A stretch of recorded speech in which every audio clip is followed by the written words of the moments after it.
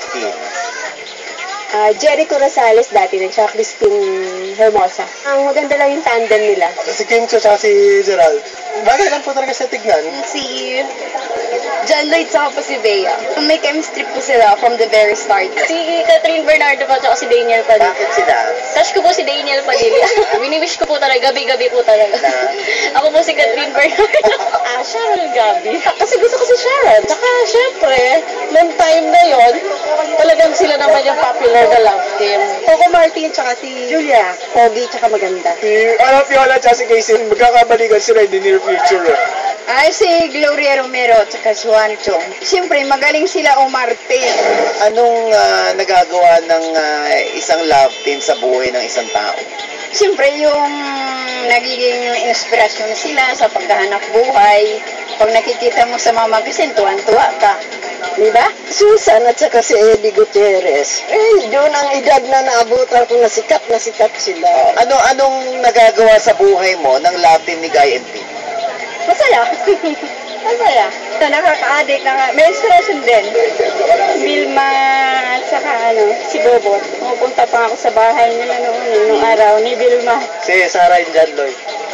Mas bagay sila eh. Ayon sa isang eksperto, may dahilan kung bakit marami sa atin ang sumusuporta sa mga tambalan. Because love is the most universal emotion of all. Minsan kasi ang mga Pilipino kasi, we want to live in this fantasy world. No? At dahil alam ng mga kababayan natin na kung minsan ay itong mga bagay ito, just for showbiz reasons or for fantasy reasons. So, pag nagkatuluyan kasi sila in real life, then may pag-asa ako bilang mga ordinary viewer na, nagkatotoo na, baka ako balang araw magkatotoo din yung aking love story. Kapag ang tema mo pag-ibig, 100% papatok yan. Mula pa noong 50s hanggang sa kasalukuyan, iba-iba ang nagiging epekto ng pagiging bahagi ng love team sa bawat artista. Ang una kong ka-love team, nagsimula ako sa show business, si Nora Honor.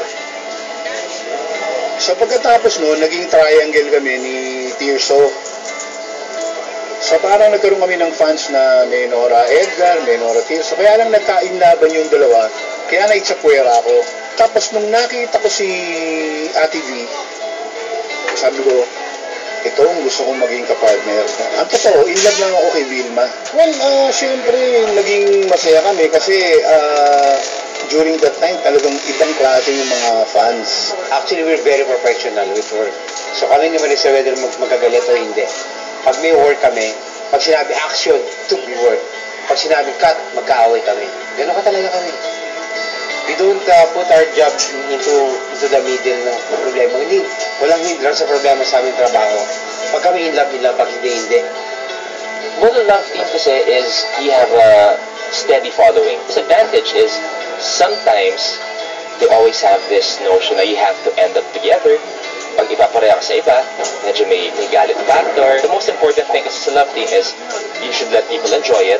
Exciting, cute, nakakakilig, masaya because people are excited about you. Kapag may eksena kayong gagawin, hindi na kailangan i-motivate dahil kinikilig ka na. So, mas madali. Kasi love team yun, partner mo yun eh. So,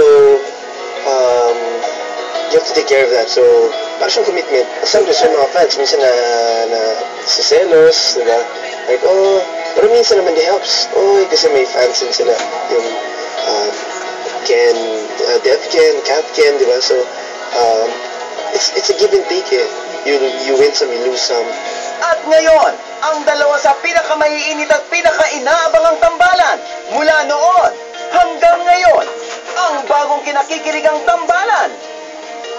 Yung last scene siguro yung sabihin ko, Mali ako. Parang...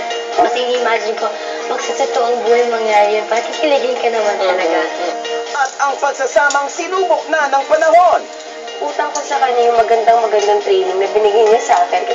Through the years, naging siya si Bea ko.